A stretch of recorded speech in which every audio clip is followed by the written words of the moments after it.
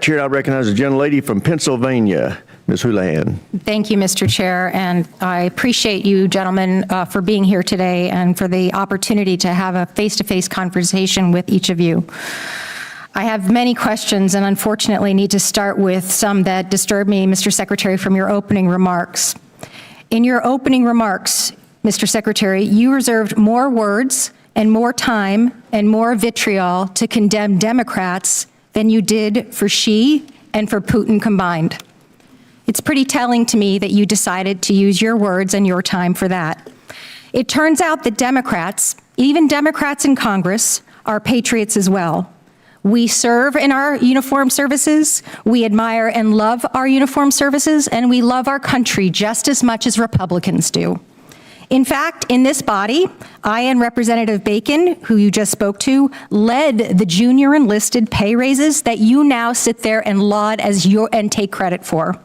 We led the closing of the BAH, which then you ended up poaching and using for other things. This body led and authorized Ukrainian funding that is now being withheld. You also, in your opening remarks, strangely admonished us here for not being patient with the results of your 2-month war, a war of your suggestion to this president, a war of your choice, a war you executed without congressional consultation. And so it shouldn't be shocking, sir, Mr. Secretary, that we have questions. Indeed, it's constitutionally our right to do so. So to be clear, despite a brilliant performance by our men and women in uniform, despite thousands of tactical successes, Iran still has nuclear material, still has air defenses, still has small boats, and still has the Strait. So despite the fact that your recent comments indicate that operations appear to be finished, there clearly is more work that needs to be done. As mentioned, today is indeed 60 days. So Mr. Secretary, how many more months, just order of magnitude, do you think that you're going to need to be able to conclude operations successfully? And how many more billions of dollars do you think you're going to ask this body for?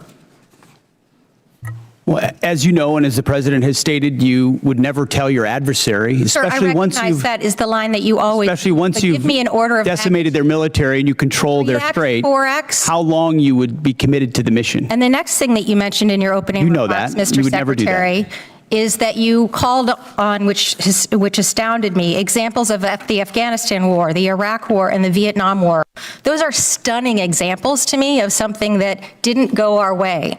We had the opportunity to execute on those wars quite well, but we didn't accomplish any mission, in my opinion, and I think you would agree on that as well. My point is this effort is not those efforts. That's exactly it. Is this war shaping up to be that war? Because it has every We're shaping up to get the same kind of Democrats we got in those wars who were naysayers from the beginning, undermining the progress of troops. Just have a conversation about the country and the nation and not about parties. The Democrat Party wanted to socially engineer the Department of War. We've had to undo that and get it to a point where it's capable of projecting power. And clearly, you're not able to have that conversation. So I will move on, sir, and I'm going to reclaim my time. General George, let's talk about a guy who's a patriot, somebody who every single person here in this dais and down there in that audience and out there in this world has huge admiration for. Why did he get fired? Well, as with any moves we make with general officers, first of all, I thank them for their service. And ultimately, my impression is you thanked him by a text or a phone call. You didn't even do it to his face. Out of respect for these officers, we never talk about the nature of their removal, but every one of them, including myself, knows that they serve at the pleasure of the president. Why did you fire him? Ultimately, out of respect to these officers, we don't reveal it. However, I will note, it's very difficult to change the culture of a department that was been destroyed by the wrong perspectives. So you think General George destroyed a culture? There are many, we've gotten rid of many general officers in this administration because we need new leadership. You have no way of explaining why you fired one of the most decorated and remarkable men who's We needed new leadership.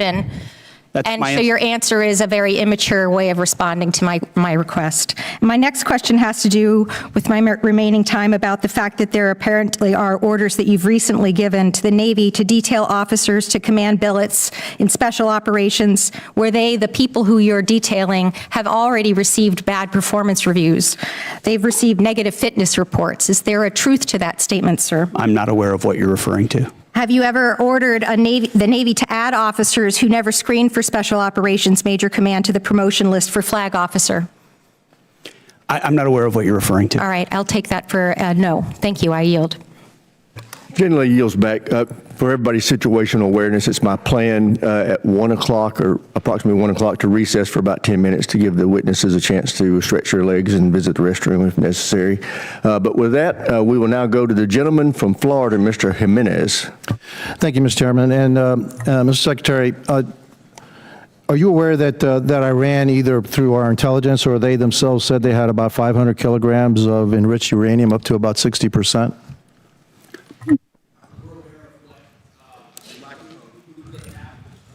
We're aware of what they have or what they believe they have and what we know they have, but all of that is classified. Fair enough. And if indeed they had 500 kilograms of enriched uranium, how long would it take it to weapons grade? Quickly enough that it's a serious national security problem for the United States of America. If I said days or a few weeks, would that be inaccurate? You might be somewhere in the ballpark. Okay, thank you. Actually, you can just get that from ChatGPT. It'll give it to you. Okay. So it's not that classified. All right. Would you say that our primary mission in this war is to deny Iran the capability to develop a nuclear weapon? Yes. And would you say that a regime that's capable of killing 35,000 of its own people within a 2-day period, are they capable, if they had the delivery systems, to carry out their threat to destroy Israel and also to harm the United States of America? Any regime willing to kill 35,000, and we think it might be more, 45,000 of their own citizens in cold blood, would most certainly be willing to use the most dangerous weapon in the world, especially as history teaches us, when a nation says they will do something, you ought listen. And when they chant death to America or death to Israel, if they got that nuclear weapon, history tells us they might use it. Well, Hitler said he was going to kill the Jewish, and he was going to try to eliminate the Jewish population and Jews from the face of the world. Nobody really believed him, but he really tried to do that. So when somebody tells me for 47 years that they want to kill us, I think I'm going to take them at their word. And so would you also agree that now another goal of ours is to make sure that Iran never blockades the Strait of Hormuz, never has control of the Strait of Hormuz? Would that be an objective of ours? What they're doing right now is effectively piracy. It's terrorism. It's threatening international shipping.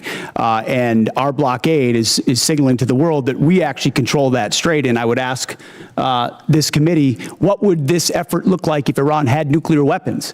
Imagine if not Iran had nuclear capabilities, what they would do to wield over any advantage they have, from proxies to funding international terrorism. Mr. Secretary, also, not only would they do that, but imagine if we had not become energy independent. Under the previous administration, they were hampering our ability to be energy independent under the guise of the Green New Deal, which is insanity, by the way. I'm going to go back a little bit in history. We were bombed, Pearl Harbor was bombed on December 7th, 1941. Do you know how long it took for the United States to have its first major victory in World War II? In the Pacific Theater? A number of years. No, it was actually 6 months. It was the Battle of Midway, all right? It was a turning point of World War II. Could you imagine if we had the same Democrats asking then Secretary of War, all right, gee, it's been 2 months, okay, and we haven't won this war yet. Back then, we didn't win a major battle for 6 months. Your job, the job of the military, what you've done in the first 2 months is extraordinary. And so, again, for a couple of final questions. Do you know how much money we spent on Ukraine? Helping Ukraine? Under the previous administration? No, right now, up to now. Upwards of $300 billion, $350 billion? You're probably right, about $300 billion. And yet I don't hear anything about, gee, how much money have we spent on Ukraine from the other side? The difference between them and me is this. I support the United States and their efforts to help Ukraine against a dictatorial, aggressive power like Russia, which is our second greatest adversary. But I also support our efforts to make sure that Iran never has a nuclear weapon. And so you'll always have my support, and I'm pretty consistent in that. I also support our efforts in what we did in Venezuela. We still have to go a little bit further because remnants of that regime are still there. and we need to provide freedom for the people of Venezuela. And also, one thing, for me, I guess what I'm looking for in this war with Iran is to make sure that Iran never has a nuclear weapon, that we have established an inspection protocol to make sure they never get a nuclear weapon, and that we control the strait, and they never can control the strait. Gentleman's time's expired.